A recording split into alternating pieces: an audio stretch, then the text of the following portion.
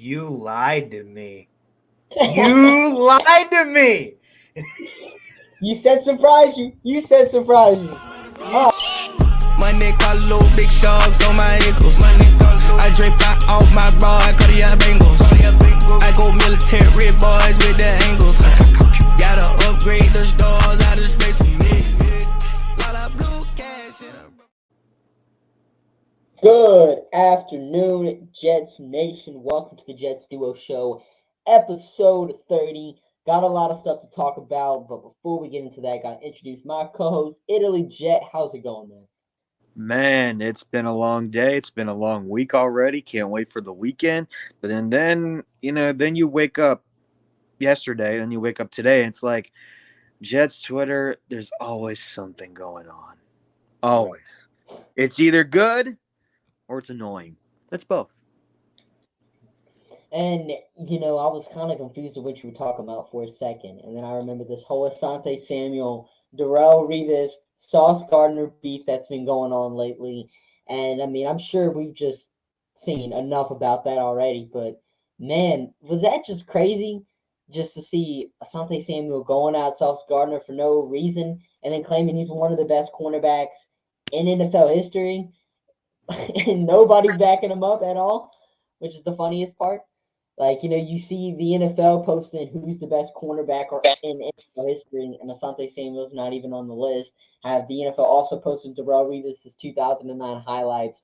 Like, all that was funny. But biggest storyline today, of course, was the New York Jets officially getting put on the Hard Knocks show. So, Italy Jet, you excited to be on Hard Knocks? What you feeling? Man, you know what? It really is what it is, right? We're forced into it, whether we like it or not. I think Take Flight 23 is going to be great too. When we watch Hard Knocks, like 12, 14 years ago, probably 14 years ago, it was really cool to see stuff behind the scenes, but it was all centered around: are we going to get to the playoffs, or what's going on with Revis, right? That was really annoying. But I understand that's good HBO TV. It's good TV. It's good. It's good for anything. Probably going to be 5 episodes again. Whether I like it or not, and I'm not really a huge fan of it, I'm still going to watch. I'm still going to watch it. I'm probably going to love it. Let's be honest. I'm probably going to love it, even though I'm not a fan. But it is what it is. I'm going to be watching HBO. I'm going to watch it. I'm going to have my pasta ready. It's going to be awesome, man. See what happens.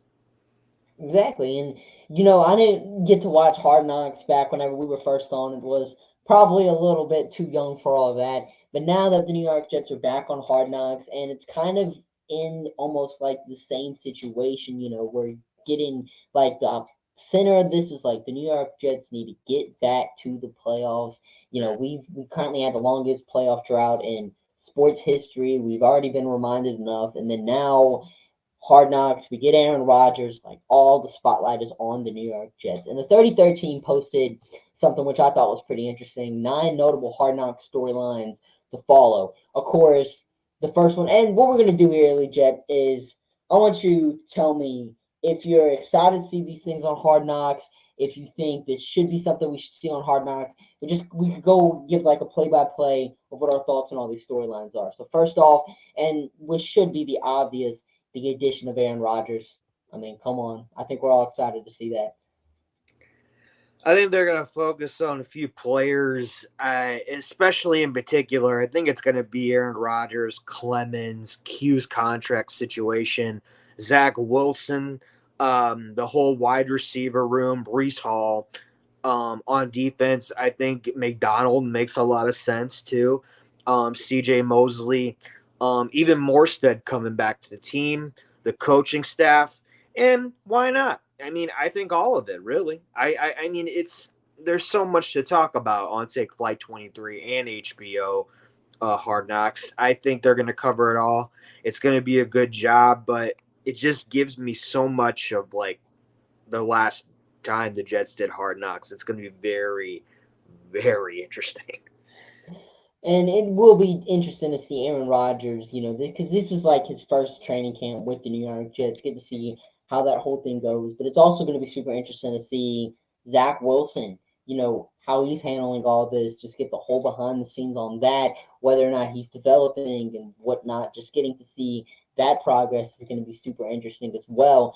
And then, of course, Mekhi Becton. I really will be interested to see how much they focus on Mekhi Becton because he's kind of a big storyline and he's not at the same time because, he was this first round pick in 2020. Everybody knew Mekhi Becton heading into the draft as this just mountain of a player, absolute stud. I thought this dude was going to be something rocking his jersey right now. And in the past few years, we really haven't seen him. So really just maybe getting a spotlight on Mekhi Becton, which we haven't really gotten any of these, Jet shows, I think would be cool if they would have put that on Hard Knocks. But I mean, I really just can't wait for the show. I mean, I know all the Jets players and everyone is, don't want it. Like pretty much everyone on this Jets team are saying, nope, we don't want this. That's going to be too much of a distraction. And of course, you can see where they're coming from. But as fans and as, people that really can't do anything about it, now that we're all on Hard Knocks, I think the only thing we can do is just sit here and enjoy the show because we're getting a lot of more behind the scenes footage of the New York Jets than we would have gotten other off seasons because, yeah, we do get the One Jets Drive and the Take Flight 23 and the Ascension and whatnot, but we're getting more stuff on top of that. We're going deeper into the behind the scenes stuff, more access and whatnot, and really just getting to see them negotiate this Corner Williams contract if it were to happen. I know last week on the show you say it's happening 3 to 5 days before training camp actually starts. 3 to 5 days. And it's just going to be interesting to see how that all goes down. And training camp does start a week from today. The New York Jets players report the 19th of July to training camp, and it's going to be here before we know it. So just super excited for all that. But one thing we're going to talk about is the top battles we want to see heading into training camp because this is a Jets team that has just so many depth questions, starter questions, like this whole thing. So what are some positional battles and really just battles you want to see during training camp? I think it's clear what's going to happen on the front 4, front 5 on defense. But it's all about who are they going to keep is because we're so loaded at that position at the linebacker position.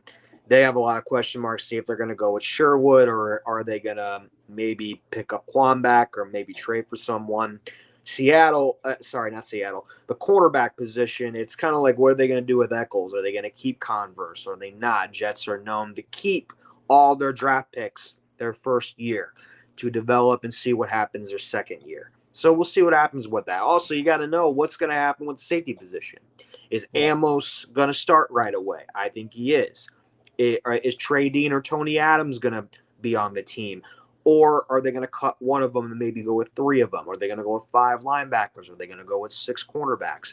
Those are the questions that I want answered. But overall, I like where we're at with the coaching staff. Now, the biggest question marks on the offense is, are they going to keep Corey Davis? Are they going to carry 4 tight ends?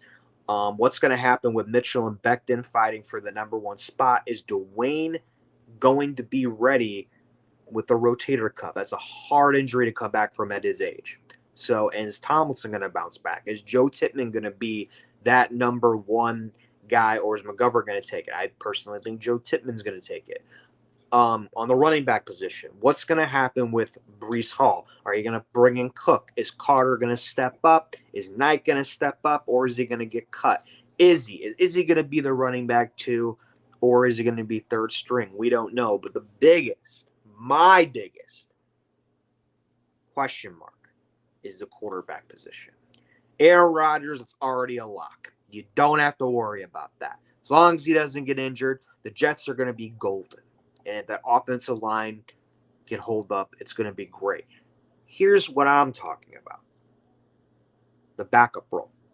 Are you going to have Zach Wilson or Boyle? Are you going to bring in a veteran? Is Striveler going to stay? I know you need like an emergency quarterback now with the new rule that you have to keep a 3rd one now. So what are they going to do?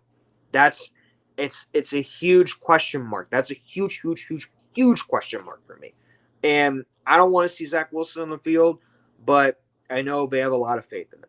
So at the backup position as well as Boyle, because you don't know what Boyle's going to bring. So a lot on question marks, but we'll see what happens, man. And, I'm in the same boat with you, especially about the backup quarterback position. Yesterday, made a video just kind of going all into that. And one of the things I mentioned in the video is a potential veteran addition. Like, we could go out and sign somebody. Carson Wentz and Teddy Bridgewater. Both of these guys are still free agents. And I know it might be late into the offseason, and, it's not exactly ideal to ever add a quarterback this late. But Zach Wilson's rookie season, we signed Josh Johnson. And I know Josh Johnson's not the type of quarterback a Carson Wentz and Teddy Bridgewater is, but we signed him during training camp after the backups weren't playing how the New York Jets thought they would.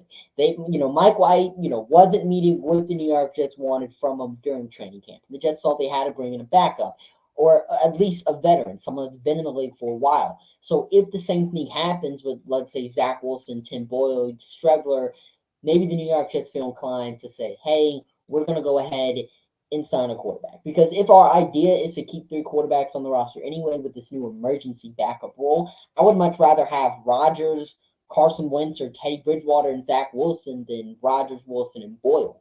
Just because Boyle, no offense to the dude, he's a great locker room guy, but the play we've seen from him on the field hasn't exactly been better, and you can get a lot better play from someone like Carson Wentz or Teddy Bridgewater. And then the running back situation as well, because you look at, of course, Dalvin Cook's Twitter likes, you look at his Twitter page, he's doing all this stuff with the New York Jets, and he's doing a lot with the Miami Dolphins and New England Patriots. Those are the 3 teams that look like they're going to sign Dalvin Cook.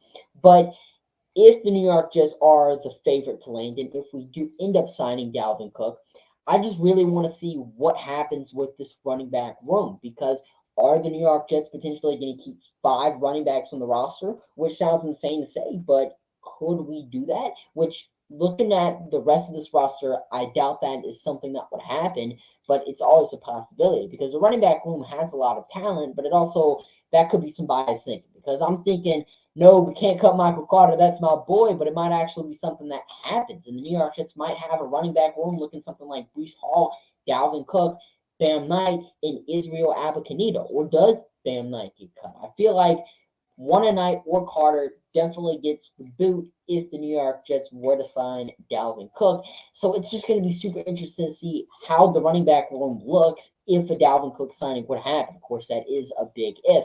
And then switching sides of the ball, the safety position. Me and you have been talking about it this entire offseason. We've always been saying we need to add a safety. What's the safety room going to look like? And the New York Jets only added a safety whenever one of our other guys got hurt. So why are the New York Jets not signing a true free safety? Do they really think Tony Adams is this legit? The small sample size we saw in Tony Adams week 17 and 18, did that prove to the New York Jets that, hey, we got ourselves a free safety of the future? I just really want to see how he plays during training camp, because I definitely feel like Tony Adams is going to earn that starting free safety job, and we're going to have Amos and Whitehead battled out for that strong safety role. So it's just going to be interesting to see how the safety position plays out. And then you also look at the linebackers. Jamie and Sherwood. Why did the New York Jets not sign Quan Alexander, or is that still in the cards? Quan Alexander's liking all this stuff about the New York Jets, basically supporting. He's essentially wanting to be a Jet. He hasn't made it any more clear than he has already. But why haven't the New York Jets brought him back? Why is Jamie and Sherwood or has Nazardine really progressed that much to where they can replace what Quan Alexander was doing? Because you see all these charts, all these advanced analytics of how well defensive players have done, and Quan Alexander always ranks super high on those lists. Jets players want to bring him back, so it's like, why haven't the New York Jets? That's going to be interesting to see. And then offensive line, just kind of switching the ball back again, like, what's this offensive line going to look like? The whole tackle positions, that's just going to be super interesting to see as well. And really, let's just go ahead and make some predictions right here while we're at it. Training camp, battles, like the offensive tackle, the battles between Brown, Becton, and Max Mitchell, and you can even count Carter Warren, Billy Turner in there if you want. Who do you think ends up winning the offensive tackle battles? And really, you can even throw in center right there too, Joe Tippmann, Connor McGovern. What are you feeling on that? Predict the starting 5 for the offensive line.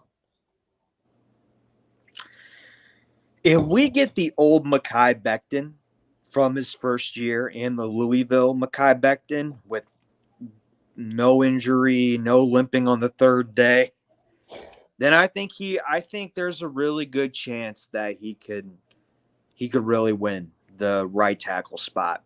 Max Mitchell coming from blood clots, I get that. That's a hard thing to come back from. But if he makes that step up, it's going to make it very interesting. Here's what I'm thinking, though. I really do. I think Dwayne Brown's going to have that starting left tackle. I think also Tomlinson. I think Joe Tippmann is going to win the center role. I think Barrett Tucker is going to win the next role. Now, for that fifth spot, I really do think it's going to be Max Mitchell. And I think if Becton doesn't rebound, he could ask for a trade, or he'll be a backup. But everything that I'm seeing has been very good. So honestly, it could be a toss-up. That's probably going to be the number one toss-up because Salah's like, hey, you have to go out and earn it. And right. I hope he does. I think he's a tank. I think when he's good, but he hasn't played much since his first year. So I really do think it's going to be Max Mitchell. But, hey, Becton can prove everyone wrong, prove me wrong, prove the coaches wrong, and he starts. I'm not going to be complaining about it either because I am rooting for him. Yeah, and I'm kind of in the same boat with you for my first four players.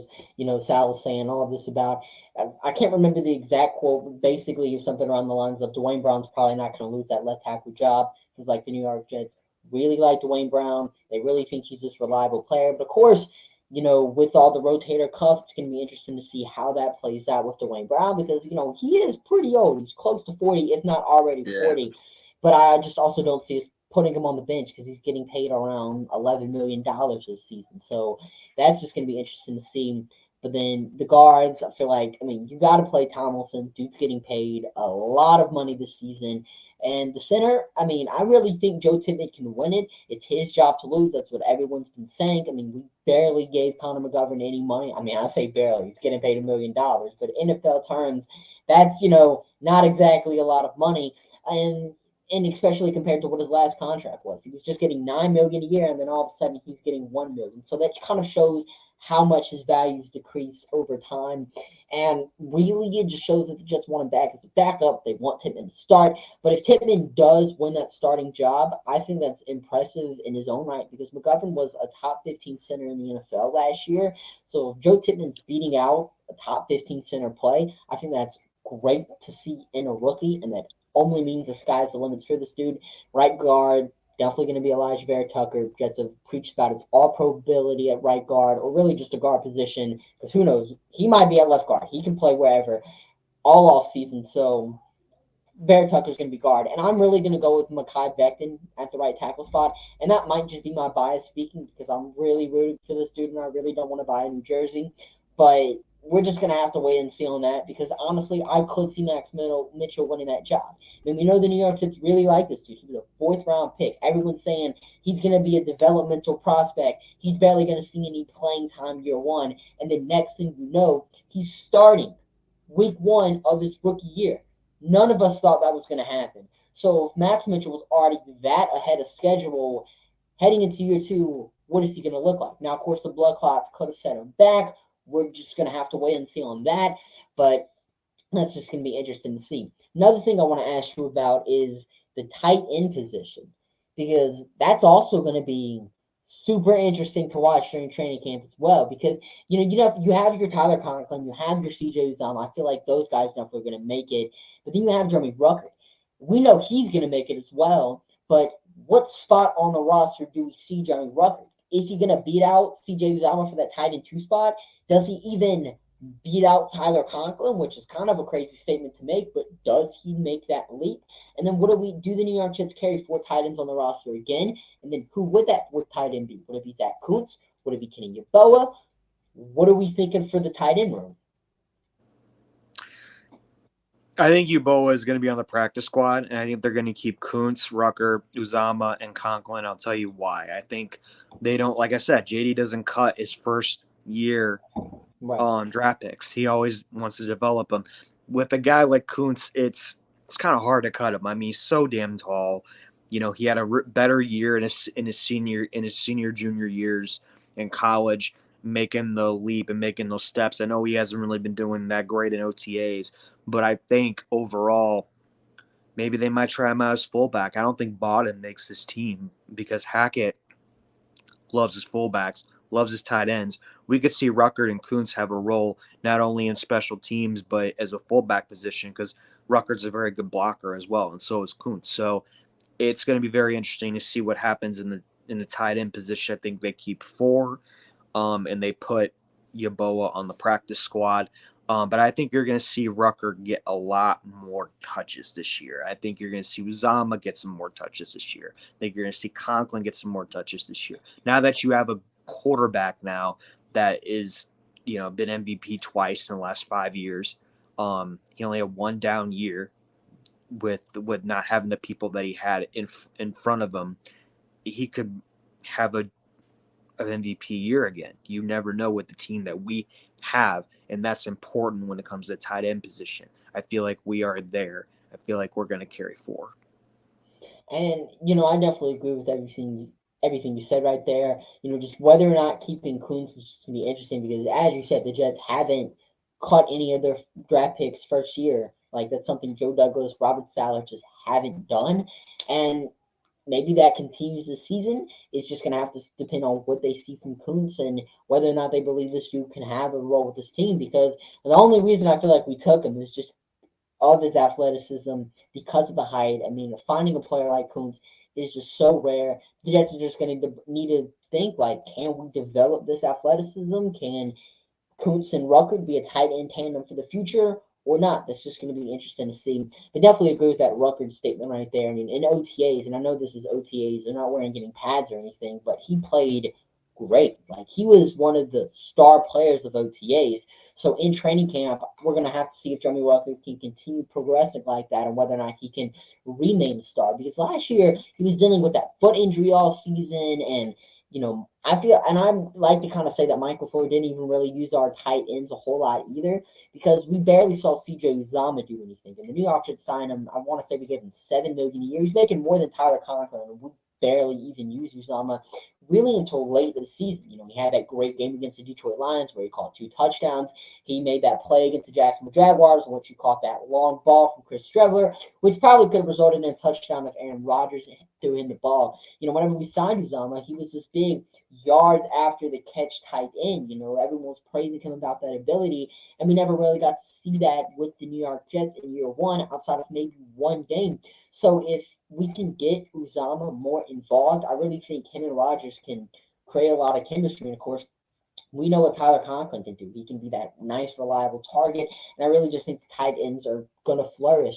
And, let's just go with our last prediction right here, the safety room. Do you think we make a late training camp addition? What do you think? How many players do you think the New York Jets keep right here? What's the prediction? I don't think they pick up anybody. I think it's going to be Amos and Whitehead, and they're going to make a decision with either Tony Adams or Trey Dean. I like Trey Dean. I'm a big advocate for Trey Dean. They could go with 3 or 4. I mean, they love Tony Adams. I know a lot of people love Trey Dean. I think Ashton Davis is on the practice squad, but I do know that that's Sal and JD's guy. They love Ashton Davis. I don't understand why he's still here. Maybe it could be a special teams thing. But yeah, I think it's going to be 3 or 4, and it's going to come down between those 4 guys. Yeah, and I agree with you. Amos and Whitehead definitely are locks at this point. I feel like Tony Adams definitely makes it. And I feel like you could keep 3 safeties on the roster. It just depends on what you consider Jarek Bernard Converse as. Because personally, I think the Jets play him at but safety. If you keep him though at the corner position, and something happens, you can move him over. That's why I think they're going to keep him. Right. It's like you can play him at he's like a plug-and-play type of player. You want to label him as safety, but he can play corner for us all year. You can put him on the roster as a corner, and then he can play safety for us the entire year. It's kind of going to be like Cordell Patterson on the Atlanta Falcons. That's maybe a little bit too much of a risque statement to make, but just kind of visualizing what we could see from Jarek Bernard Converse on the defensive side of things. But I definitely feel like those 3, Adams, Whitehead, and Amos are going to make it, and then you see Bernard Converse.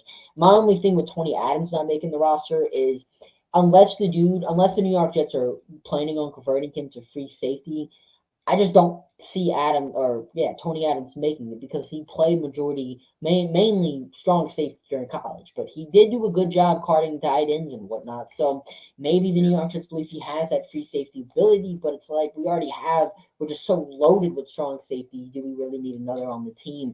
But if the Jets think this dude can develop, then we could sign him or we can just stash him on the practice squad.